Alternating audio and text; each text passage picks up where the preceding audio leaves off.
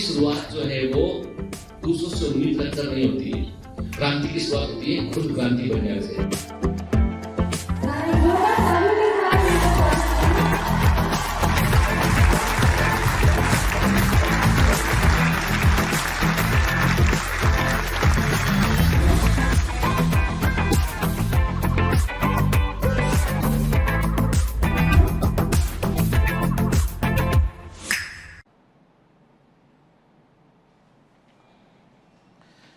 Hello commandos, welcome to Biomentors classes online. I am doctor Jitendra Singh. बेटा हम पढ़ रहे हैं breathing and exchange of gases, मतलब रेस्पिरेटरी सिस्टम हम पढ़ रहे हैं और ऑलरेडी हम इसमें 2 लेक्चर कवर कर चुके हैं। और पिछले 2 लेक्चर में क्या देखा हमने? देखा कि रेस्पिरेशन क्या होता है, ब्रीथिंग क्या होता है, सेलुलर रेस्पिरेशन का मतलब क्या होता है, ठीक। फिर हमने देखा कंडक्टिंग पार्ट क्या होता है, रेस्पिरेटरी पार्ट क्या होता है, ओवरऑल रेस्पिरेटरी ट्रैक में क्या शामिल है, ब्रोंकाई क्या होता है, ट्रेकिया क्या होता है, प्राइमरी ब्रोंकियोस क्या होते हैं, सेकेंडरी ब्रोंकियोस क्या होते हैं, ठीक है ना, टर्मिनल ब्रोंकियोस क्या होते हैं, रेस्पिरेटरी ब्रोंकियोस क्या होते हैं, एल्वियुलर डक्ट क्या होती है, एल्वियुलाई क्या होती है ना। तो बहुत सारी चीजों पर हमने ऑलरेडी बात किया हुआ है। तो फंडामेंटल पॉइंट ऑफ व्यू से देखा जाए तो हम एक पूरा का पूरा रेस्पिरेटरी ट्रैक हम समझ चुके हैं। और हम सुगंध कैसे लेते हैं, ऑल्फैक्टरी बल्ब के ऊपर बात किया हमने, ऑल्फैक्शन के मैकेनिज्म को हमने शॉर्ट में देखा हमने, क्योंकि ऑल्फैक्शन का जो डिटेल्ड मैकेनिज्म है वो नर्वस सिस्टम का पार्ट है। अभी हमने केवल देखा कहां से उसको रिसीव करते हैं, इस चीज को हमने समझा, ठीक है। और हमने पिछली क्लास में ये बात किया था कि जो ओवरऑल जो भी कुछ हमारे लंग्स ने, जो ब्रीथिंग का जो प्रोसेस है उसमें हमने कहा हवा को अंदर लेना, बाहर छोड़ना, मतलब ऑक्सीजन को लेना, CO2 को बाहर छोड़ना। तो इस पूरी मैकेनिज्म में सबसे इंपॉर्टेंट चीज थी जो मैंने आपसे कहा था, एक नियम, बॉयल्स लॉ के बारे में हमने बात किया था कि नहीं किया था बात हमने कहा था वॉल्यूम बढ़ेगा, एयर का प्रेशर घटेगा, ठीक है, वॉल्यूम कम होगा तो एयर का प्रेशर बढ़ेगा, ठीक है। तो हमने क्या बात किया था, हमने देखा था इसी प्रकार हमारे लंग्स जो है वो काम करते। तो आज हम वो पूरी डिटेल्ड मैकेनिज्म भी देखेंगे कि कौन सा मसल क्या रोल प्ले करता है, कैसे। यानी यदि मैं कह रहा हूं आपसे कि जो थोरेसिक कैविटी है एक एयर टाइट जैकेट के समान है, याद है, तो मैंने आपसे क्वेश्चन किया हुआ है डीपीएस में, एक क्वेश्चन किया था मैंने। और ये क्वेश्चन जो है वो कहां से क्वेश्चन लिया गया? एनसीईआरटी एग्जाम्पलर का क्वेश्चन है कि एक व्यक्ति को चोट लगती है, कोई शार्प ऑब्जेक्ट उसकी जो है वो थोरेसिक कैविटी में चला जाता है, वहां छेद कर देता है। तो बताइए, तो वो सांस ले पाएगा, कम सांस ले पाएगा, सांस तेज चलेगी? वो सांस नहीं ले पाएगा, क्योंकि जैसे थोरेसिक कैविटी में कोई चीज लगेगी, इंजुरी होगी वहां पर, तो उसके चलते क्या होगा कि जो नेगेटिव प्रेशर चाहिए होता है, जो लंग्स को एक्सपांड करने के लिए नेगेटिव प्रेशर चाहिए होता है, वो नहीं बन पाएगा, तो सांस लेना रुक जाएगा, ठीक है। फिर मैंने आपको बताया हुआ है न्यूमोथोरेक्स क्या होता है, हीमोथोरेक्स क्या होता है, ठीक है ना, पायोथोरेक्स क्या होता है, इन चीजों पर भी हमने बात की है। प्लूरल कैविटी क्या होता है, प्लूरा का मतलब क्या होता है, प्लूरल फ्लूइड क्या काम करता है, इस सब पर हम ऑलरेडी बात कर चुके हैं हम, ठीक है। पढ़िए, अच्छे से पढ़िए, सफलता के लिए पढ़िए। आपको बता दूं मैं कि अभी हाल ही में जो है मुझसे एक स्टूडेंट जो है वो सिलेक्ट हुआ है, वो सालों पहले नहीं, मैं जो है कई साल पहले जो है वो मेडिकल में सिलेक्ट हुआ था, मेरा ही स्टूडेंट था, तो वो AFMC में सिलेक्ट हुआ, ठीक है। वो मुझसे कहीं बॉम्बे में कहीं पर जो है ये कहीं क्रॉसवर्ड में कुछ बुक्स देखने गया था मैं, तो वहाँ मुझे मिले वो, तो उसने वो फैमिली के साथ थे, तो मैंने देखा कि चेहरे पे एक अलग चमक है। नहीं, जब वो स्टूडेंट लाइफ में था तब थोड़ा डिफरेंट था। ये बात बहुत पुरानी, जब मेरे स्टूडेंट रहा करता थे वो। अभी वो यहाँ पर जो है वो जहाँ पर चूंकि मुंबई में जो है अलग अलग जगह पर नेवी के स्टेशन बने हुए हैं यहाँ पे, तो आर्मी का भी बेस यहाँ पर, तो एक्चुअली यहाँ पर डॉक्टर्स की पोस्टिंग भी होती है यहाँ पे। खैर, I don't want to reveal his name, क्योंकि वो डिफेंस में है तो उनका नाम लेना ठीक नहीं लगता है मेरे को, तो मैं उनका नाम नहीं लूंगा। लेकिन जब उनके चेहरे की चमक देखी मैंने, तो मुझे बड़ा अच्छा लगा देख के कि उन्होंने पूरी फैमिली के साथ थे और उन्होंने मेरे बाकायदा जो है वो, जो एक गुरु को सम्मान मिला चाहिए कि बेचारा स्पर्श करके अच्छे से कि सर आप पहचाने मेरे को, तो जबकि मैं पहचान नहीं पा रहा था। जब उन्होंने बताया इंट्रोडक्शन, तब मेरे कहा हाँ बेटा तुम हो, उठ के तब पहली बार लगा कि यार हम बहुत बड़े हो गए यार, हटके, मतलब बड़े का मतलब उम्र में बड़े भाई, ठीक है, बाकी तो हम आम आदमी भाई, ठीक है। तो एक बार इसीलिए मैं बोलता हूं पढ़ना चाहिए बेटा, कि पढ़ना चाहिए, मेहनत करना चाहिए। देखो आज लेक्चर के पहले मैं 2 मिनट बात करूंगा आपसे मैं, क्योंकि मुझे लगता है कि हम कई बार क्या होता है इस क्रिटिकल टाइम में हम अपनी पकड़ छोड़ देते हैं, इस समय हम घबरा जाते हैं। तो मैं कहता हूं कि घबराइए मत, सफलता की बेटा चमक के लिए तैयार रहिए। सफलता की चमक अलग ही होती है। जैसे हीरा होता है ना, कभी जोहरी की दुकान पे हीरा होता है, सोना होता है, तो वो लेता है बाकायदा और उसको अपने कपड़े से चमकाता है दिखाने के लिए। जब भी कभी आप किसी ज्वेलरी की शॉप पे जाएंगे तो वो कोई भी आपको गहना दिखाएगा ना, आपको सोना चांदी या जो भी आपको डायमंड का दिखाएगा, तो पहले लेगा एक कपड़े में रगड़ेगा, ये देखिए साहब, ये देखिए, चमक अलग होती है उसकी। लोहे के दुकान पे सरिया, लोहे का सरिया लेने जाओगे तो वो थोड़ा चमकाएगा उसको कि भाई रुको, लोहा देखने के पहले चमका रहा हूं उसको, उसे मालूम है अरे क्या फर्क पड़ता है, ठीक है लगा देगा कहीं जाके। ये फर्क है, वैल्यूएशन का फर्क है, कीमत का फर्क है। एक बार गालिब जो है वो पुरानी बात है कि गालिब जो है वो बड़े शायर थे, आप जानते होंगे गालिब को। तो गालिब से जो है वो जब वो उनका नाम हो गया, थोड़ा बहुत लोग जानने लगे उनको और लोग उनको जो है वो एक अच्छे शायर के रूप में पहचानने लगे। तो गालिब से उनके एक पुराने मित्र मिले और बोले वो, और मियां गालिब क्या हालचाल है, क्या हालचाल है मियां गालिब? तो गालिब बोलते हैं उनसे, मत पूछ कि हाल क्या है मेरा, मत पूछ कि हाल क्या है मेरा, ये देख तेरे चेहरे के सामने मेरी चेहरे की चमक क्या है, ये देख कि तेरे चेहरे के सामने मेरे चेहरे की चमक क्या है।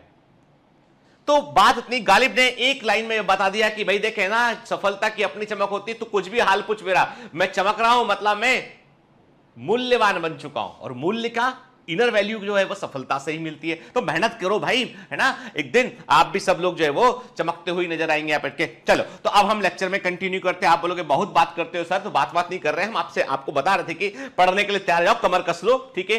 तो देखो बेटा, सारा खेल जो है वो ब्रीथिंग में किस चीज का था, वो था वॉल्यूम चेंजेस का खेल था, ठीक है ना, है ना पूरा। और उसमें हमने कहा था कि अब आज हम एनसीईआरटी के एक एक पॉइंट को समझते हुए हम बात करेंगे कौन सी मसल्स कहां पर इन्वॉल्व होती है, क्या पूरा पैटर्न होता है जो एग्जाम में पूछा जाता है, उस पर हम बात करेंगे, ठीक है। तो एक बार ब्रीफली देखते हैं बेटा, हमने पूरा का पूरा रेस्पिरेटरी ट्री को देखता है, हमने आपसे कहा कि जो हमको जो है वो अपर रेस्पिरेटरी ट्रैक्ट दिखाई पड़ रहा है, लोअर रेस्पिरेटरी ट्रैक्ट दिखाई पड़ रहा है, और हमने ऑलरेडी इस पर बात किया हुआ है कि लोअर रेस्पिरेटरी ट्रैक्ट में क्या शामिल है, कंडक्टिंग पार्ट में क्या शामिल है, रेस्पिरेटरी पार्ट में क्या शामिल है, और उस पर मैंने आपसे जो है वो डीपीएस के अंदर क्वेश्चन भी पूछे हुए हैं, ठीक है, याद रखना, उसको भूलना नहीं बेटा, है ना, ठीक है, clear.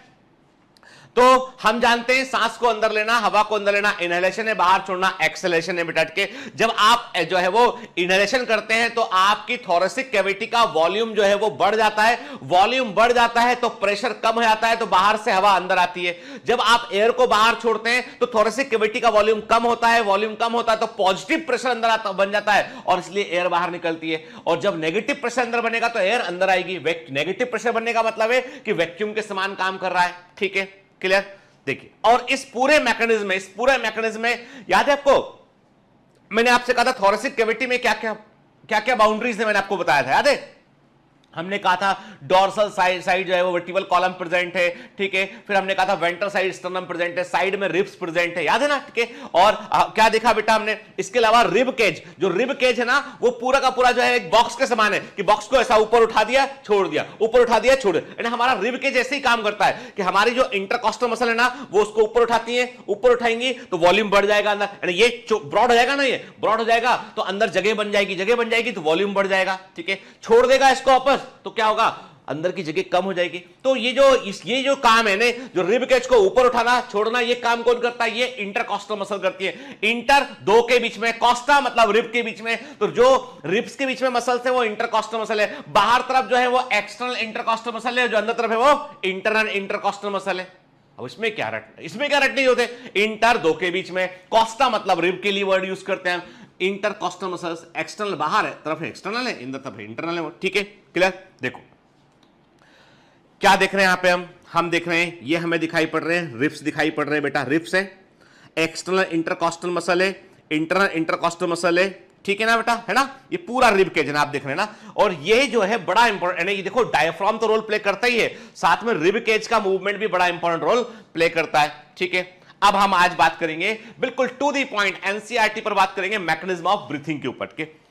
Breathing involves two stage, breathing में दो स्टेज इन्वॉल्व है बेटा, एक होता है इंस्पिरेशन, सांस को अंदर लेना, ठीक है, during which atmospheric air is drawn in, वायुमंडलीय हवा को हम अंदर लेते हैं। दूसरा होता है एक्सपिरेशन, बाहर निकालना, बहिश्वास बोलते हैं इसको हम, in which the alveolar air is release out, इसमें कि एल्वियोलाई के एयर को हम बाहर रिलीज करते हैं, ठीक है ना, क्लियर, कोई डाउट नहीं इसमें हमको। देखिए, है ना, ये इंस्पिरेशन हो गया बेटा, ठीक है, और ये एक्सपिरेशन हो गया ये, ठीक है। एक्सहेल किया आपने, इनहेल किया यहां पे आपके। जब आप इनहेल कर रहे हैं तो उस समय डायफ्राम कॉन्ट्रैक्ट करता है और इंटरकॉस्टल मसल जो होती है वो रिब केज को ऊपर की ओर उठाती है, डायफ्राम नीचे जाता है, ये ऊपर जाता है, तो ओवरऑल अंदर थोरेसिक कैविटी का वॉल्यूम बढ़ जाता है, थोरेसिक कैविटी का वॉल्यूम बढ़ता है, लंग स्ट्रेच कर जाते हैं और जो है वो लंग्स का वॉल्यूम बढ़ता है तो हवा अंदर आती है क्योंकि नेगेटिव प्रेशर बन चुका होता है। जब छोड़ देते हैं, जब डायफ्राम रिलैक्स हो गया तो वापस ऊपर, डायफ्राम नॉर्मल, याद रखिएगा डायफ्राम जब रिलैक्स अवस्था में होता है तब वो डॉम शेप का होता है, तब वो डॉम शेप का होता है। जब डायफ्राम कॉन्ट्रैक्ट करता है तो वो फ्लैट आता है, ठीक है। तो इससे क्या होता है, जो इतना हिस्सा जो हम कहते हैं, जो इतना स्पेस जो है वो बढ़ जाता है, इतना स्पेस बढ़ जाता है थोरेसिक कैविटी के अंदर, ठीक है, क्लियर। चलो एनसीईआरटी पढ़ते हैं। The movement of air into and out of the lungs is carried out by creating a pressure gradient. देखो बेटा, ग्रेडियंट का मतलब होता है difference between 2 point, difference between 2 points, है ना बेटा, ठीक है, याद रखेंगे। ग्रेडियंट का मतलब होता है 2 पॉइंट के बीच का अंतर, ठीक है ना। तो वो कहता है आपसे कि जो लंग्स के अंदर हवा का अंदर आना या बाहर जाना 2 पॉइंट के बीच के दबाव के अंतर पे, मतलब क्या होता है, दबाव का जो अंतर उस पर डिपेंड करता है। ये अंतर कौन से 2 पॉइंट है, एक तो लंग्स के अंदर और एक बाहरी वायुमंडल, ठीक है। मतलब ये है कि जो भी हो रहा है वो कहां हो रहा है, वो एटमॉस्फेयर और लंग्स के बीच में हो रहा है कि हवा अंदर आ रही है, जा रही है। मैंने कहा अंदर आ रही लंग्स में तो इंस्पिरेशन हो गया, ये बाहर जा रही है तो एक्सपिरेशन हो गया के, और हवा अंदर आएगी या बाहर जाएगी, इट डिपेंड्स अपॉन, ये किस पर निर्भर करता है, ये निर्भर करता है प्रेशर ग्रेडियंट पर निर्भर करता है, दाब प्रवणता पर निर्भर करता है, 2 पॉइंट के बीच में जो प्रेशर का डिफरेंस है उस पर यह निर्भर करता है, ठीक है। कोई संदेह नहीं इस बात में, कई बार इस बात को बोल चुके हैं हम, है ना बेटा। चलो आगे बढ़ते हैं। देखिए अब बड़ा अच्छा एक्सपेरिमेंट है कि ये एक्सपेरिमेंट जो है बॉम्बे के स्कूल्स में करवाते हैं, है ना, ये आपके स्कूल में भी कराया होगा जरूर उनके। तो ये एक एक्सपेरिमेंट है कि आप खुद भी कर सकते हैं इसको, ठीक है। कुछ नहीं करना आपको, बिल्कुल सिंपल है कि आपको एक स्ट्रॉ लेना है बेटा, ठीक है, एक स्ट्रॉ लेना है। स्ट्रॉ को काटने के बाद आपने स्ट्रॉ लिया और स्ट्रॉ के जो सिरा होता है वहां पे 2 स्ट्रॉ के 2 पीस आपने और कनेक्ट कर दिया, आपने उसको टेप कर दिया, आपने अच्छे से टेप किया ताकि एयर बाहर ना निकले। तो क्या किया आपने एक स्ट्रॉ लिया, ठीक है, ठीक है, उसमें फिर आपने ये स्ट्रॉ के 2 पीस आपने इसमें जो है ऐसे कनेक्ट कर दिया, आपने इस प्रकार से टैप किया आपने इसको ताकि उसके बीच में जो है क्या रहे, उसके बीच में जो है वो ये आपने अच्छे से टैप कर लिया, आपने इसको अच्छे से टैप कर दिया इसको आपने, ताकि इसके बीच में से एयर बाहर ना निकले, ठीक है। तो एक स्ट्रॉ के आपने दो हिस्से कर दिए, ये ट्रैकिया को रिप्रेजेंट करा, this is the trachea and this is bronchi, ऐसा बना दिया आपने, ठीक है। फिर क्या किया आपने, आपके पास जो हम जो है वो हैप्पी बर्थडे टू यू में जो गुब्बारे इस्तेमाल करते हैं, छोटे छोटे गुब्बारे दीवारों पर लगाए थे ना, आपने वैसा एक गुब्बारा लिया, आपने एक छोटा सा गुब्बारा लिया, ठीक है। उस गुब्बारे को क्या किया, बलून को आपने क्या किया, उस बलून को आपने जो है वो यहां आपने जो है वो बांध दिया, बलून को आपने यहां आपने बलून को बांध दिया, यहां आपने बलून को बांध दिया, ठीक है, ठीक है, बलून को यहां आपने बांध दिया, ठीक है। फिर क्या किया आपने, इस पूरे को अब देखो ये तो आपका बन गया है, ये लंग्स को जो बलून है वो लंग्स को रिप्रेजेंट कर रहा है, जो मेन स्ट्रॉ गया हुआ है वो ट्रेकिया है, 2 स्ट्रॉ आपने जोड़े थे वो ब्रोंकाई है, और बलून को बांध दिया वो लंग्स बन गया आपका, के। अब इसको कहां रखना है आपको, थोरेसिक कैविटी के अंदर रखना है। तो थोरेसिक कैविटी के लिए क्या किया आपने जो है वो एक आपने जो है वो एक प्लास्टिक, अब हम कैसे ये स्कूल में बनाते हैं बच्चे बॉम्बे के, मेरे बच्चे के लिए मैंने बनाया हुआ है, वो स्कूल में रखा है, अदरवाइज मैं आपको दिखाता कि कभी मैं आपको बना के घर में बना के भी आपको दिखाऊंगा। तो प्लास्टिक की जो बोतल है, प्लास्टिक की एक आपने जो है वो अपनी पानी की जो बोतल आती है, अपने उसको हाफ काटा, आपने काटने के बाद क्या किया, ऊपर तरफ आपने जो है वो एक स्ट्रॉ है, जो ऊपर तरफ आपने क्या किया, एक जो है वो जो कॉर्क आता है, स्टॉपर कॉर्क का आता है, या कोई ऐसी चीज का आपने, अब जैसे थर्मोकोल आता है कि ऐसा कुछ आपने बनाया कि उसको गोल काट के बिल्कुल उसके हिस्से को आपने बंद कर दिया, ठीक है, ठीक है, ऊपर के हिस्से को, और उसमें से स्ट्रॉ को आपने ये स्ट्रॉ इसमें डाल दिया इसमें, ठीक है। क्या किया हमने, ये स्ट्रॉ को देखो आपने, ये हमने इसको बंद किया और ये बोतल का आधा हिस्सा काटा हमने, और बोतल के जो निचला हिस्सा जो काटा हुआ हिस्सा था, नीचे का जो हिस्सा था ना काटा हुआ पूरा, उसमें हमने क्या किया, उसमें हमने जो है वो एक रबर का बड़े वाले गुब्बारे का एक डायफ्राम बना दिया, उसमें हमने के देखो ऐसा रबर का शीट लगा दिया हमने। तो इसके लिए हम जनरली करते हैं बड़ा वाला थोड़ा अच्छा वाला मजबूत वाला गुब्बारा होता है ना, जिसको हम खींच सकें, उस गुब्बारे को हम क्या करते हैं, आधा काट लेते हैं, यानी जो गुब्बारा होता है ना ऐसा होता है बड़ा गुब्बारा, ठीक है ना। तो हम यहां से काट लेते हैं इसको, हमके काटने के बाद इसको हम उसमें लगाते हैं और नीचे का हिस्सा हम बांध देते हैं ताकि हम खींच सकें उसको ऐसे, ठीक है। अब रबर के, अब ध्यान देखिए, अब जैसे जैसे आप रबर का शीट है बलून है, आपने रखा उसको, आप जैसे ही इसे नीचे की ओर खींचते हैं तो क्या होता है, तो चूंकि ऊपर से थर्मोकोल लगा हुआ है, ऊपर थर्मोकोल है या कॉर्क लगा हुआ है, तो ऊपर से एयर अंदर आ नहीं सकती है, ठीक है। और आपने खींचा तो नेगेटिव प्रेशर अंदर बना, तो अब एयर कहां से अंदर आ सकती है, तो एयर अंदर आ सकती है कहां से, पाइप से। लेकिन एयर जो है बलून लगा हुआ है, बलून से बाहर एयर निकलेगी नहीं तो बलून फूल जाएगा। तो हमारे लंग्स भी ऐसे ही काम करते हैं, ठीक है। इस मॉडल को जरा ध्यान से देखिए, आपको खुद ब खुद समझ में बात आएगी, खुद ब खुद बात आपको समझ में आएगी कि हमारे लंग्स कैसे काम करते हैं। And it is a very simple mechanism, very very simple mechanism. देखो ना आप क्या हो रहा है, आपने क्या किया, आपने इसको नीचे खींचा, आपने खींचा नीचे आपने, तो ये वाला क्या हुआ, यहां पे जो स्पेस बढ़ गया, तो यहां पे नेगेटिव प्रेशर हो गया। अब एयर जो है वो एयर आने का कोई जगह ही नहीं बचा है, तो फाइनली क्या हुआ, फाइनली एयर यहां एयर आया, यहां से एयर गुब्बारे में गया, गुब्बारा फूल गया ताकि नेगेटिव प्रेशर को बैलेंस कर सके, है ना। जैसे ही आप इसको छोड़ दोगे गुब्बारे से हवा फिर वापस बाहर निकल जाएगी। तो ये हमारे लंग्स के काम करने का तरीका है, और this is a very simple model that is used in school, कि स्कूल के प्रैक्टिकल्स में ये इस्तेमाल किया जाता है, बच्चे मॉडल बना के लाते हैं, ठीक है। देखो वही चीज हम यही देख रहे हैं ना, हम तो क्या हो रहा है बेटा, इसी प्रकार थोड़ा सी वॉल्यूम बढ़ा तो हवा अंदर जाएगा, इसमें वॉल्यूम बढ़ेगा इसका तो एयर प्रेशर घटेगा तो एयर अंदर की ओर आएगा। पर्पस सिर्फ इतना सा है बेटा कि हमको प्रेशर ग्रेडियंट स्टेब्लिश करना है, पर्पस सिर्फ इतना सा है कि हमको जो है वो, हमको प्रेशर ग्रेडियंट, पर्पस सिर्फ इतना सा है कि हमको जो है वो प्रेशर ग्रेडियंट स्टेब्लिश करना है बेटा, सिर्फ इतना सा पर्पस है ना, ठीक है। ठीक, मतलब 2 पॉइंट ने, जैसे ही आपने वॉल्यूम को बढ़ाया तो नेगेटिव प्रेशर हुआ तो एयर अंदर आएगा, ठीक है ना। चलिए बहुत बात बोल चुका इस बात को मैं, अब तो आपको याद होना चाहिए। अब देखो ये इमेज को स्क्रीनशॉट ले लेना, और अच्छी बात ये है बेटा कि आप यदि इसको कॉपी में लिख लेंगे ऐसा बना के तो बहुत अच्छा, कभी नहीं भूलेंगे, अब कभी नहीं भूलेंगे इसको आप, ठीक है। देखो एक्सटर्नल इंटरकॉस्टल मसल, देखो आप ध्यान से बात सुना कि छोटी छोटी बातें इनके आपने गौर किया होगा, मैंने जब जो डीपीएस दिया तो कई बातें मैंने आपसे ऐसी भी पूछी है डीपीएस के अंदर, जो मैंने लेक्चर में आपको बताया था, जो एनसीईआरटी में नहीं लिखा है ना, वो भी क्वेश्चन एग्जाम में आया हुआ है बेटा। इसलिए प्लीज ना लेक्चर को, ह्यूमन फिजियोलॉजी के लेक्चर्स को बहुत गंभीरता के साथ सुनिए, क्योंकि ये आपके पूरे के पूरे बायोलॉजी का बेस है, ये आपका जूलॉजी वाला हिस्सा है, ठीक है। और यहां पे कोई क्वेश्चन गलत हमारा नहीं होना चाहिए, ठीक है ना, क्लियर, ठीक।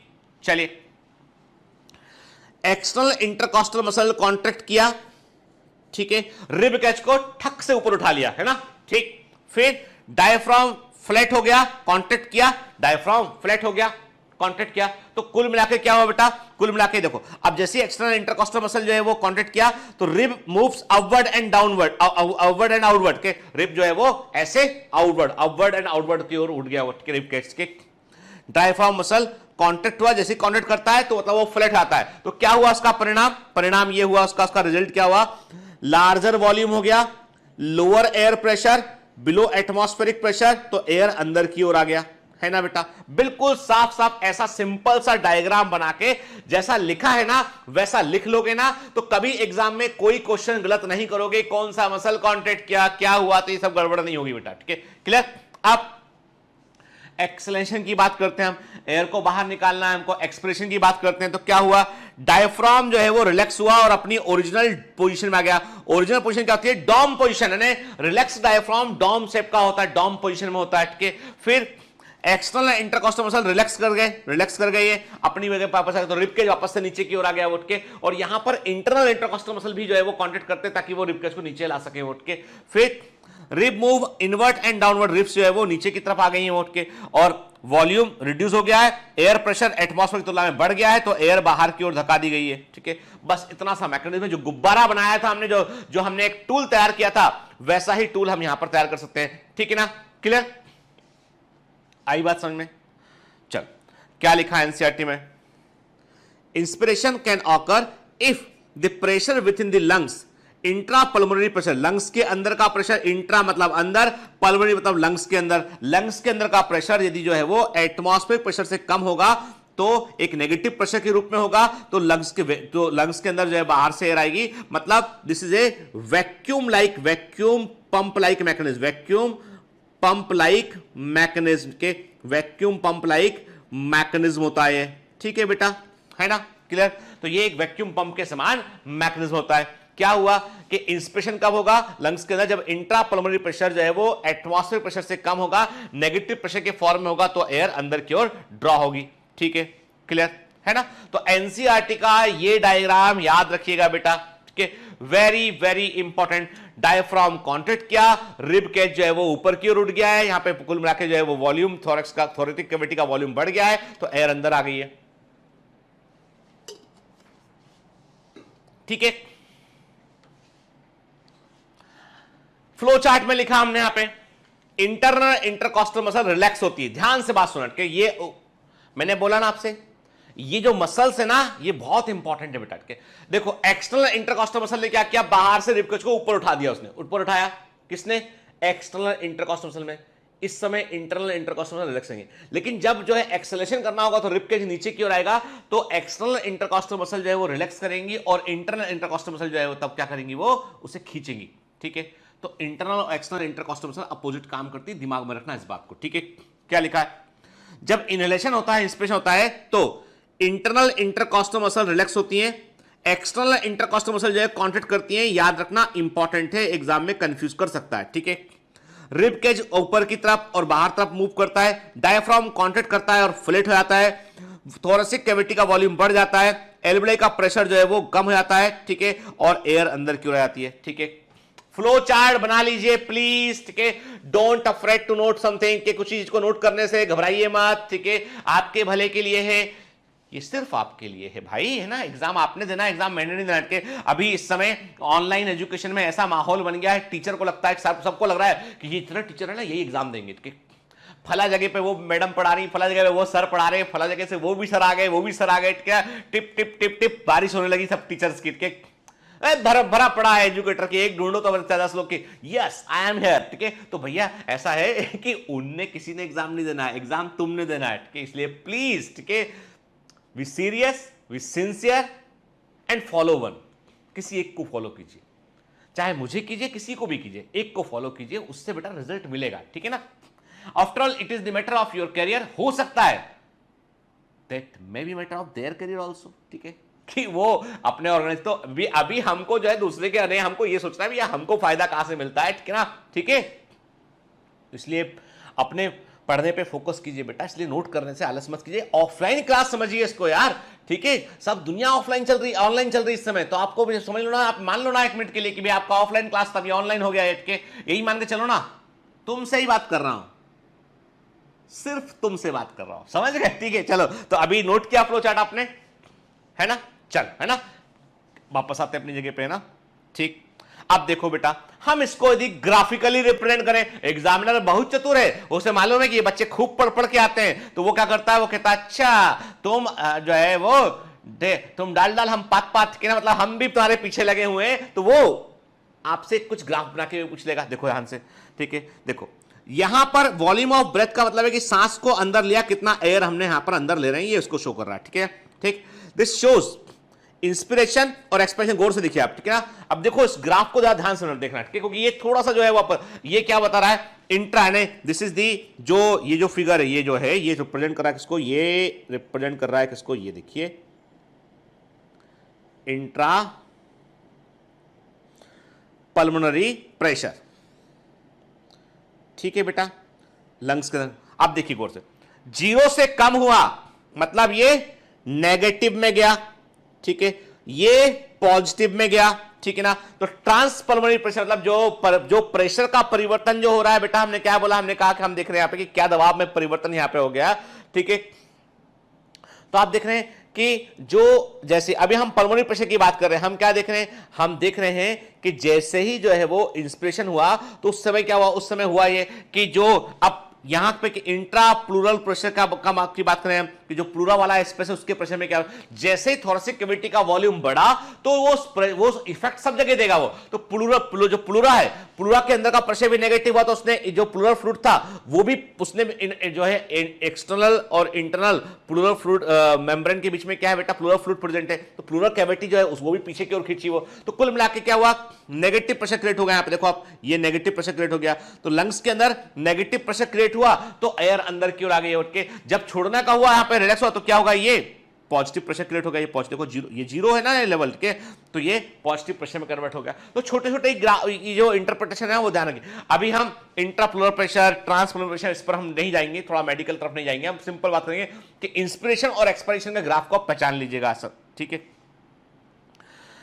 सिमिलरली एक्सपायरेशन में takes place when the intrapulmonary pressure is higher than the atmospheric pressure. जब लंग्स के अंदर का प्रेशर हायर होगा किससे, एटमॉस्फेयर की तुलना में, तो एयर बाहर निकल जाएगी, ठीक है। देखिए एनसीईआरटी का इमेज है, इंपॉर्टेंट इमेज है के, क्या बोल रहे हैं, रिप्स एंड स्टर्नम अपनी ओरिजिनल पोजीशन में लौट आए हैं बेटा, डायफ्राम रिलैक्स हो गया, आर्च अपवर्ड डोम शेप हो गया फिर से वो, तो थोरेसिक कैविटी का वॉल्यूम घट गया, थोरक्स का वॉल्यूम घट गया है, तो अब अंदर का प्रेशर बढ़ गया है, तो एयर बाहर निकल जाएगी, ठीक है।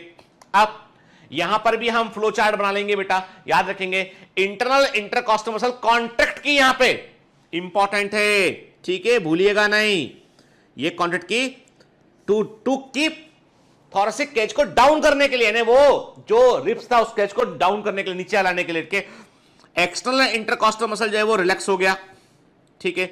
रिप केज जो है वो डाउनवर्ड और इनवर्ड आ गया, नीचे तरफ आ गया, उठ के डायफ्राम रिलैक्स हो गया, थोरेसिक कैविटी का वॉल्यूम डिक्रीज हो गया, एल्वियोलाई का प्रेशर जो है वो इंक्रीज हो गया और एयर बाहर की ओर आ गई, है ना।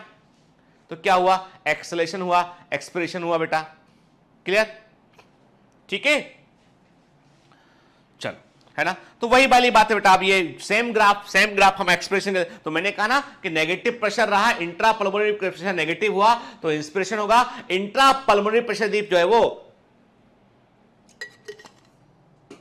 पॉजिटिव हुआ तो क्या होगा, बाहर निकले। अब देखो यदि कोई शार्प ऑब्जेक्ट, ध्यान से, यदि कोई शार्प ऑब्जेक्ट यहां पे हिट कर जाए, ठीक है, शार्प ऑब्जेक्ट जो है वो रिप्स से आके जो है प्लूरल कैविटी तक पहुंच जाए, तो क्या होगा, तो होगा ये कि जो प्लूरल कैविटी है उसका जो नेगेटिव प्रेशर था उसी का इंपैक्ट लंग्स पे आया था, क्योंकि जो थोरेसिक कैविटी बढ़ा तो सब केवल लंग्स थोड़ी ना खींचेगा, अरे पूरा थोरेसिक कैविटी बाहर खींचेगा, तो जो प्लूरा है, क्योंकि देखो क्या हमें मालूम है, थोरेसिक कैविटी है तो थोरेक्स की वॉल से लगा हुआ है एक्सटर्नल प्लूरल मेम्ब्रेन, और उसके एक्स्ट्रा प्लूरल मेम्ब्रेन से अंदर क्या है, प्लूरल फ्लूइड है, और अंदर लंग्स से क्या लगा हुआ है, लंग्स से लगा हुआ है इंटरनल प्लूरल मेम्ब्रेन। पिछली क्लास में बात किया था कि नहीं किया था, बताओ। जो थोरेक्स है, थोरेक्स की वॉल से क्या लगा हुआ है, एक्सटर्नल प्लूरल मेम्ब्रेन, ठीक है, और लंग्स की वॉल से इंटरनल प्लूरल मेम्ब्रेन, दोनों के बीच में क्या है, प्लूरल कैविटी प्रेजेंटेड के, और जैसे ही जो है बाहर थोरेसिक कैविटी बाहर खींचा तो एक्सटर्नल प्लूरल मेम्ब्रेन बाहर खींचा, नेगेटिव हुआ, वो प्लूरल फ्लूइड बाहर खींचा, तो उसने अब चूंकि वहां पे कोई जगह तो है नहीं कि प्लूरल फ्लूइड छोड़ देगा उसको, तो वो भी बाहर खींचा, उसमें नेगेटिव प्रेशर हुआ, तो इंटरनल प्लूरल मेम्ब्रेन बाहर खींचा, तो लंग्स बाहर खींचा, बाहर खींचा मतलब वॉल्यूम बढ़ गया। तो अभी क्या होगा, अभी जैसे ही शार्प ऑब्जेक्ट कोई यदि किसी को लग जाता है तो उससे क्या प्रॉब्लम होगी कि उस लंग्स के अंदर जो प्लूरल कैविटी है, जो इंटरनल जो उसका इंट्रा प्लूरल प्रेशर है वो नेगेटिव नहीं रह पाएगा, क्योंकि वो तो एयर बाहर से कनेक्ट हो गया ना भाई। नेगेटिव प्रेशर कब रहता, जब वो एक एयर टाइट कंटेनर के रूप में काम करता, जब वो एयर टाइट नहीं रहा, छेद कर दिया कोई शार्प ऑब्जेक्ट से, तो क्या हुआ, शार्प ऑब्जेक्ट से छेद हो गया वहां पे, तो नेगेटिव प्रेशर नहीं रह पाएगा, वो तो एटमॉस्फेरिक प्रेशर के बराबर रहेगा, तो नेगेटिव प्रेशर नहीं रह पाएगा, तो वो बाहर की तरफ मूव करने पर प्रेशर में चेंजेस देखने नहीं मिलेंगे, जब प्रेशर में चेंजेस देखने नहीं मिलेंगे तो सांस ले पाना मुश्किल हो जाएगा, नहीं ले पाएगा सांस, ठीक है। चलिए, the diaphragm and specialised set of muscles, क्या है वो, external intercostal muscle, internal intercostal muscle between the ribs help in generation of such gradient, ठीक है। ऐसे ग्रेडियंट को, अब देखो ये जो है ना, कौन सी मसल कॉन्ट्रैक्ट करती है, कौन सी रिलैक्स करती है, between the lines of NCERT लिखा हुआ है, ठीक है, तो याद रखना है हमको। तो क्या बोला मैंने आपसे कि डायफ्राम और specialized set of muscle, internal intercostal muscle, external intercostal muscle, ये ग्रेडियंट को बनाने में रोल प्ले करती है। Inspiration is initiated by the contraction of diaphragm, ठीक है, which increases the volume of thoracic chamber in an anterior posterior axis, याद रखना, ठीक है। कैसे, अब anterior posterior axis क्या मतलब, क्या हुआ, ये डायफ्राम है, कॉन्ट्रैक्ट किया ये, तो पोस्टर तो हमको समझ में आ गया है, ठीक है, और ये कॉन्ट्रैक्ट करता तो ये आगे, ना ये जो कॉन्ट्रैक्ट करता तो आगे तरफ भी स्पेस बढ़ता है, नीचे तरफ भी स्पेस बढ़ता है, तो ये एंटीरियर पोस्टीरियर एक्सिस की बात कर रहे हैं, थोरेसिक चैम्बर का वॉल्यूम बढ़ जाता है, ठीक है। देखिए ध्यान से, डायफ्राम डाउनवर्ड कॉन्ट्रैक्ट किया बेटा, तो क्या होगा बेटा, एंटीरियर पोस्टीरियर से आगे तरफ और नीचे तरफ जो है वो वॉल्यूम बढ़ जाएगा थोरेसिक कैविटी का, ठीक है। लंग्स एक्सपांड किए, क्योंकि रिब केज एक्सपांड किया, डायफ्राम कॉन्ट्रैक्ट किया, डायफ्राम नीचे की ओर जाता है, लंग्स अपवर्ड जाते हैं, डायफ्राम नीचे की ओर जाता है तो थोरेसिक कैविटी का वॉल्यूम बढ़ जाता है और इसलिए एयर अंदर आ जाती है। ठीक है, अब हम बात करते हैं कि अब सुनो बात को ध्यान से, पहले सुनो, ऐसी कौन सी मसल्स हैं जो नॉर्मली, जब भी आप नॉर्मली बगैर एफर्ट किए, बगैर प्रयास किए आप सांस लेते हैं, क्योंकि आप पूरे समय सोचते थोड़ी ना कि अभी सांस लेने का है मेरे को, ठीक है, oh my god I forget to take breath, ऐसा थोड़ी ना होता है, ठीक है, कि सांस लेने ही भूल गए, ये तो भैया दिक्कत वाला काम हो जाएगा। भगवान को मालूम है कि ये इंसान लोग जो है वो भूल सकते हैं, इसलिए उसने सिस्टम में ऐसा डाल दिया कि तुम्हारे चाहने ना चाहने से कुछ नहीं होता, हार्ट धड़कता रहेगा, सांस तुम लेते रहोगे, सब कुछ ठीक रहेगा, सब कुछ चलता रहेगा, ठीक है।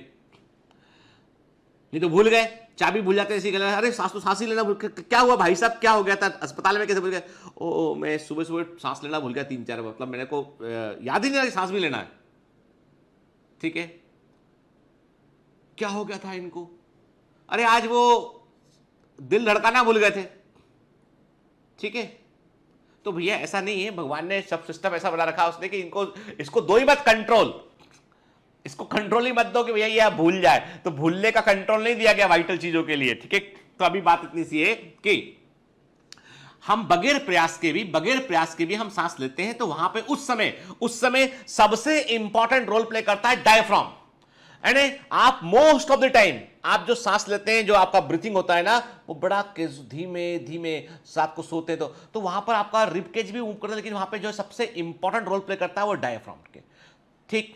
इसके अलावा फिर इंटरकॉस्टल मसल, तो मतलब जो कोर मसल्स हैं, जो मुख्य मांसपेशियां हैं, कोर मसल्स हैं, वो क्या है बेटा, वो कोर मसल जो है वो है एक्सटर्नल इंटरकॉस्टल मसल, जो इंस्पिरेशन, जो ऐसी मसल्स जो कि इंस्पिरेशन में रोल प्ले कर रही हैं, ठीक है, सांस अंदर लेने में रोल प्ले कर रही हैं। तो कोर मसल कौन सी होगी बेटा, एक्सटर्नल इंटरकॉस्टल मसल, क्योंकि ये रिब को एलिवेट करती हैं, ऊपर की ओर उठाती हैं, ठीक है। डायफ्राम क्या करता है, ये थोरेसिक कैविटी को एक्सपेंड करता है, तो ये कोर मसल होगी बेटा, ठीक है। अब आपको बाबा रामदेव ने बोला, बाबा रामदेव ने कहा कि जोर सांस अंदर लो, जल्द सांस को जोर से अंदर लीजिए और रोकिए। अब आप बोलोगे यार तब डायफ्राम ने बोला कि हमारा कैपेसिटी, हम रोज काम कर रहे हैं, कि इंटरकॉस्टल मसल हमारा भी कैपेसिटी है, अब तुम्हें क्या चाहिए, और पेट की हेल्प लो, तभी तो पेट अंदर जाएगा, ठीक है। तो अभी जो है वो हमने क्या कहा, पेट की, अब बात उठता है पेट की हेल्प ले, क्या से, सांस को बाहर, देखो सांस को अंदर लेने में पेट कैसे रोल प्ले करेगा, बाहर करने में तो रोल प्ले कर सकता। अब यहां पर जो है बड़े इंपॉर्टेंट मसल सामने आते हैं, मैंने कहा ना आपसे कि सांस को अंदर लेने की कोशिश किया हमने, कि बाहर लेने की कोशिश किया, तो ये सब क्या है। आपको देखा बाबा रामदेव ने आपकी कभी ऐसा ना हो बाबा रामदेव का नाम ले तो वीडियो जो है वो उसको जो है वो विवादास्पद वीडियो जाए, तो मैं चलो बाबा का नाम नहीं लेता मैं, कि वो मैं क्लियर कर दूं, मैं जो योग के जो इतने भी जो लोग हैं उनमें सबसे बढ़िया जो योगा कोई सिखाने वाले हैं, सबसे फैंटास्टिक जो योग हैं, वो जिन्होंने पूरी दुनिया में योग को प्रचारित किया, वो बाबा रामदेव, और हमको मानना चाहिए इंडियन व्यक्ति जिन्होंने जो है पूरी दुनिया में योग को प्रचारित, सऊदी अरब तक में योग करवा रहे हैं लोग, ठीक है, न्यूज है ऐसा। तो विश्व योगा दिवस मनने लगा है, बहुत बड़ी बात है, ठीक है। तो अभी yoga is a kind of scientific stretching, yoga के बारे में जो एलोपैथी डॉक्टर हैं, जो अमेरिकन एजेंसीज कहती है कि it's a very good way to stretch your body, ठीक है। It can not be replace with the treatment, क्या आप बोलोगे योग से ट्रीटमेंट होता है, तो ये फिर ज्यादा ऊपर का हो गया वो, ठीक है, इतना ऊंचा नहीं फेंकना चाहिए। तो बात इतनी कि ये एक गुड जो है वो एक्सरसाइज है आपकी स्ट्रेचिंग के लिए, आपकी मसल्स के स्मूथनिंग के लिए, काम करने के लिए, आपकी बॉडी की बेटर फंक्शनिंग के लिए, लाइफ एक्सपेक्टेंसी को बढ़ाने के लिए, एक लाइफ आपका जो है हेल्दी लाइफ रहे, क्वालिटी ऑफ लाइफ को इंप्रूव करने के लिए, that is fantastic thing.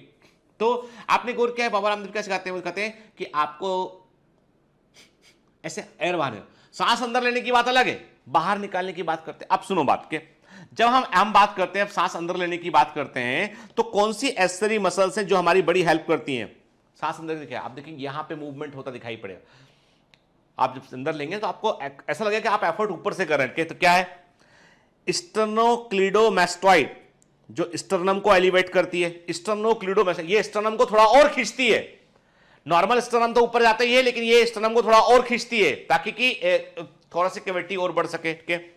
Pectoralis major contact to pull ribs outward, pectoralis sorry not major, minor, गलत बोल, पेक्टोरलिस माइनर, ठीक है। पेक्टोरलिस माइनर जो होती है वो भी रिब को बाहर तक कॉन्टेक्ट करती है। तो मतलब ये वो मसल्स हो गई हैं जब जोर से सांस अंदर लोगे ना तो they play very important role, ये वेरी इंपॉर्टेंट रोल प्ले करती है वो, ठीक है ना।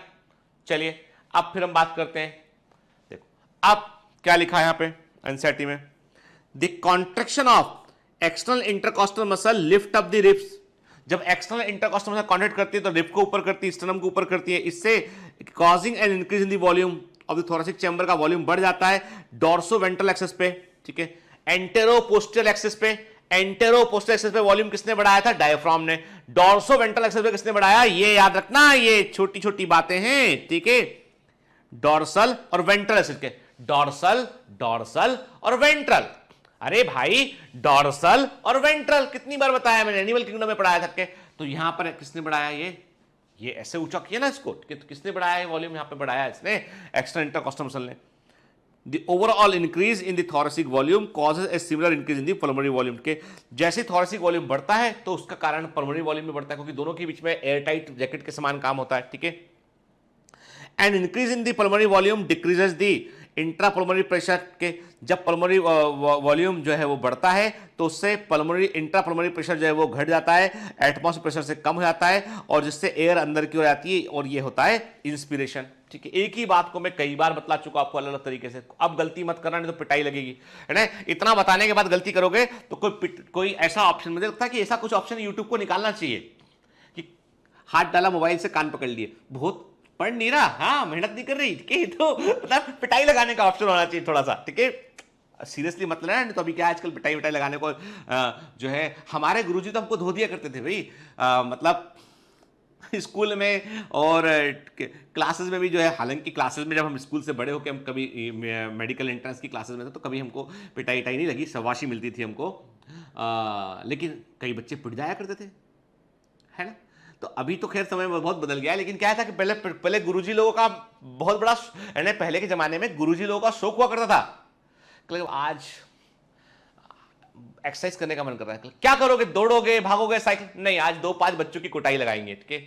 मतलब पहले के जमाने में जो है ना गुरुजी लोगों ने बहुत फायदा उठाया हुआ, मतलब डस्टर से जो है ना, मतलब मेरे को अच्छे जाने की, एक बार मैं शायद मुझे लगता है सेवंथ क्लास में था, मैं आष्टा के अंदर एक स्कूल था पुष्प विद्यालय, जो बाद में रेड रोज स्कूल बन गया, रोज स्कूल बन गया। तो पुष्प विद्यालय जो था वहां पर वो एक क्रिश्चियन मिशनरी का बढ़िया अच्छा स्कूल था, बहुत बढ़िया स्कूल था, अभी पता नहीं है कि नहीं है वो, तो क्रिश्चियन मिशनरीज का स्कूल था। तो वहाँ पुष्प विद्यालय में वहाँ पर जो है वो तमाम जो नन होती पढ़ाने वाली, जो मैडम मिस होती हैं वो पढ़ाया करती थी, बहुत अच्छा पढ़ाती थी उनके। तो वहां पर जो है वो एक बार क्या हुआ, ऐसे हम लोग बैठे होते कहीं पे कुछ बात पे, कोई सर ने कुछ किया होगा, भगवान जाने, वो कांड तो भूल गया कि मैंने क्या क्या बोला था, क्या हुआ, लेकिन मैंने इतना बोल दिया था कि हम सबको स्ट्राइक कर देना चाहिए 7। अब अपने तो जो है नेता तो नहीं है अपन, लेकिन पता नहीं कहां से ज्ञान मिलता रहता, तो हमने बोल दिया बच्चों को, और वहां से कोई मिस निकल रही होंगी वो टीचर, उन्होंने सुन लिया, प्रिंसिपल क्या बताया, प्रिंसिपल मैडम ने बुलाया, आइए गीतेंद्र जी। जैसे ही पहुंचे अपन ने कहा कि हाँ शाबाशी मिलेगी अपने को, इधर आओ, 2-5 बच्चे और बुलाए, आप लोग क्या बात करते हैं ब्रेक में, नहीं तो मैडम कुछ नहीं, आप में से किसने कहा था कि स्ट्राइक कर देना चाहिए स्कूल में, सबने बोला टिंग टिंग, इसने, कोई दोस्त काम नहीं आया, सारे दोस्त यकीन मानो ऐसे वक्त पर बेवफाई दिखाते, सबने मिस इसने बोला, मिस ये गीतन ने बोला, मिस ने बोला आगे हाथ लाओ, हाथ आगे लाए गए, वो डस्टर था, कैसा होता डस्टर, आपको पता नहीं डस्टर होता वो चाकबोर्ड वाला, ताड़ ताड़ ताड़ ताड़ 7, एक इस हाथ में, आगे 2 हाथ, एक इसमें 6, आगे से सोचना भी मत। हमने कहा ठीक है, सब नेतागिरी मैडम इसने एक ही दिन में निकाल दी, के खैर ऐसा होता है, तो इसलिए कोई ऑप्शन है मेरे पास है नहीं अभी, नहीं तो मैं भी वही तरीका अपनाता, क्योंकि उससे बहुत जीवन में परिवर्तन आता है। और उसके बाद मैंने फिर बहुत दिन तक इस बारे में कोई बात नहीं किया, आज बताया आपको इतने दिन के बाद बैठ के। And I love my teachers, जो मैं पढ़ाते थे उनको मैं सबको बहुत प्रेम करता हूँ, बहुत ही अच्छे टीचर थे, और मैं जो प्रिंसिपल मैडम थे बहुत ही स्ट्रिक्ट थी, देख के लगता था कि यार ये लेडी को पता नहीं क्या प्रॉब्लम है, लेकिन आज समझ में आता है कि कभी मिलेंगी तो मैं चरण स्पर्श करूंगा, बोलूंगा कि आपने बहुत कुछ सिखाया था उस समय, तो जीवन में बहुत काम आया आगे। खैर तो अभी मैं आपको बता रहा था कि बेटा याद रखना है इस चीज को, तो इतनी बार बता चुका हूं मैं कैसे कहां पे क्या डायफ्राम कॉन्ट्रैक्ट करता है, ठीक है, जो है वो, और जो है डायफ्राम, देखो मैंने कहा ना डायफ्राम कॉन्ट्रैक्ट किया, रिब सिस्टम जो है वो जो रिब केज जो है बाहर गया यहाँ पे, तो क्या हो गया बेटा, इससे जो है वो नेगेटिव प्रेशर हो गया तो एयर अंदर आ गया, ठीक है। फिर relaxation of the diaphragm, diaphragm को रिलैक्स किया, इंटरनल जो इंटरनल कॉस्ट इंटरकॉस्टल मसल जो होती है वो अपनी बैक पोजीशन में आ गई, मतलब इस समय क्या हुआ, इस समय एक्सटर्नल इंटरकॉस्टल मसल जो थी वो रिलैक्स हो गई है और इंटरनल इंटरकॉस्टल मसल जो है वो काम पर लग गई है, ठीक है। एंड स्टर्नम को नॉर्मल पोजीशन पे लाया गया और इससे थोरेसिक वॉल्यूम जो है रिड्यूस हो गया और पल्मोनरी वॉल्यूम जो है वो कम हो गया इसी कारण, और इससे इंट्रा पल्मोनरी प्रेशर बढ़ गया और इसलिए जो एटमॉस्फेयर प्रेशर से थोड़ा अधिक हो गया, इसलिए एयर बाहर की ओर निकल गया, ये एक्सपिरेशन है। क्लियर, ठीक है, समझ गए इस बात को भी हम, है ना। डायफ्राम रिलैक्स हो गया, अपवर्ड की ओर चला गया, ठीक है, जो है रिब केज कॉन्ट्रैक्ट कर गया, लंग कंप्रेस कर गए तो एयर बाहर आ गया, ठीक है ना। अब जब एक्सपिरेशन की बात कर रहे हैं हम, सांस बाहर निकालने की बात कर रहे हैं, तो अब यहां पर हमें ध्यान रखना है,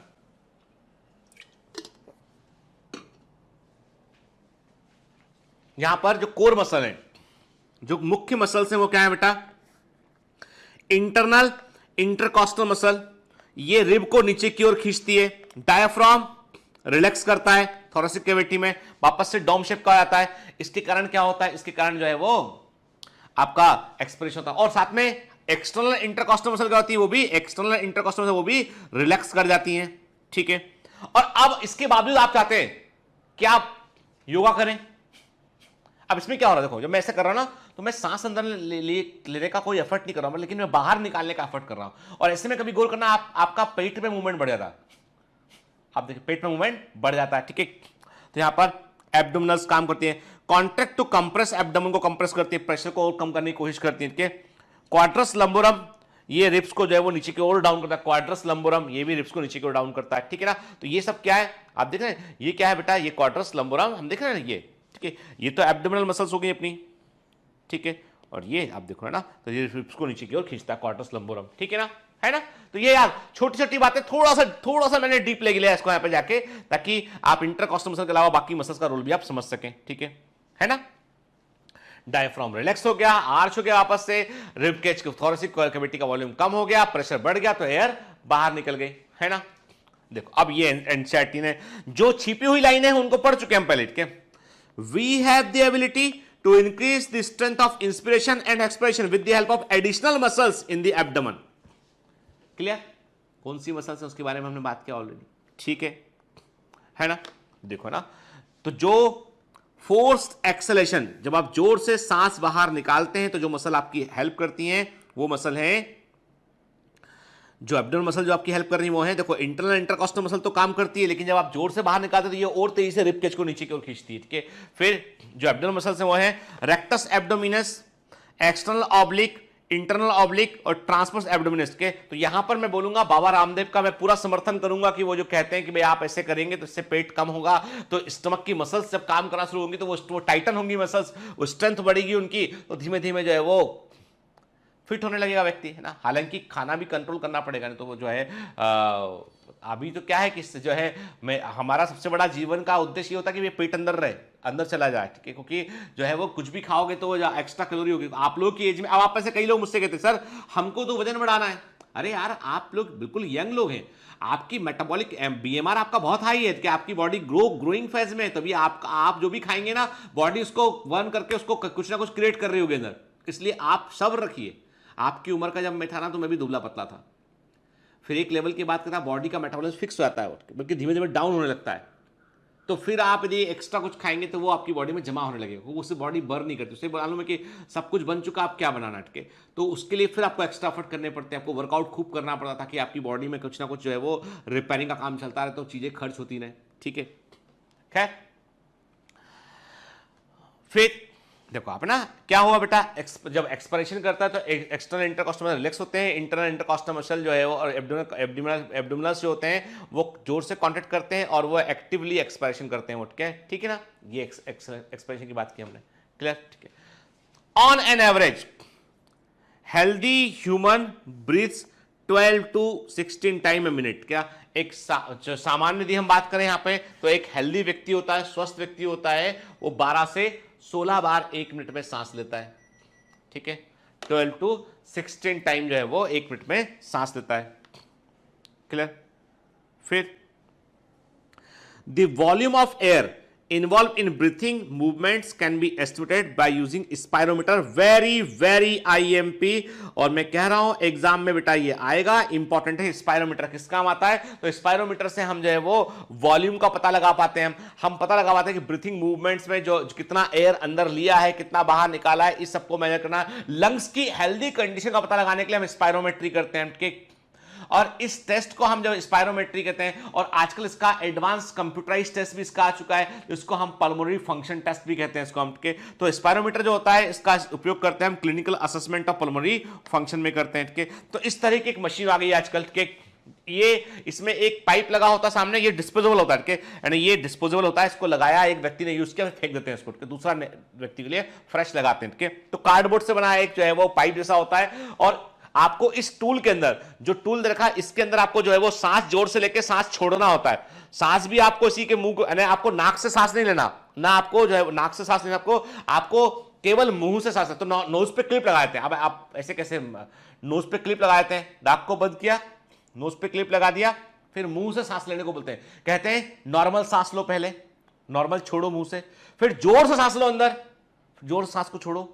ठीक है, पहले नॉर्मल सांस लिया, नॉर्मल छोड़ा, फिर बोलते हैं वो नॉर्मल सांस लो, और एक्स्ट्रा सांस अंदर कितना ले सकते हो वो लो, फिर नॉर्मल छोड़ दो, फिर कितना और छोड़ सकते हो वो छोड़ के दिखाओ, फिर जोर सांस अंदर लो, जोर से बाहर बाहर करो। ये ऐसे आपको अलग अलग स्टेप में करवाते हैं, और उसका ग्राफ मशीन क्या करती है? इलेक्ट्रॉनिकली कनेक्टेड मशीन है, बाकायदा ग्राफ कर बनाती रहती है मशीन के।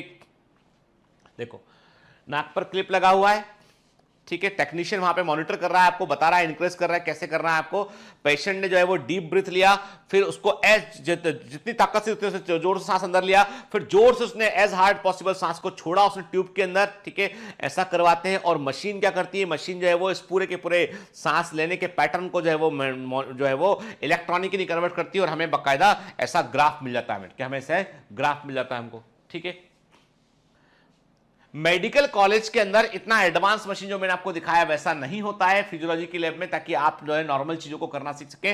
वहां पे सिंपल सा ऐसा मशीन आपको जो है वो देखने मिलेगा, जो बाकायदा ड्रम के फॉर्म में होगा, और ये भी वैसे ही काम करता है। ये इसमें पेंसिल जैसा लगा होता है, वो बाकायदा मार्क करता हुआ चलता है पेपर पेट के, और ये बहुत इफेक्टिव मशीन होता है ये भी, स्पायरोमेट्री। ठीक है, अब प्रश्न उठता है कि जो रेस्पिरेटरी वॉल्यूम्स और कैपेसिटीज की बात करें हम, कि कौन से रेस्पिरेटरी वाले स्पायरोमीटर से मालूम क्या चला हमको, क्या हमको मालूम चला स्पायरोमीटर से? ये हमको है ना रेस्पिरेटरी वॉल्यूम्स की बात करें हम, कैपेसिटीज की बात करें, तो एक्चुअली स्पायरोमीटर का जो आपने इस्तेमाल किया तो उसने आपको जो है कुछ कुछ वॉल्यूम आपको ग्राफ बना के दिया।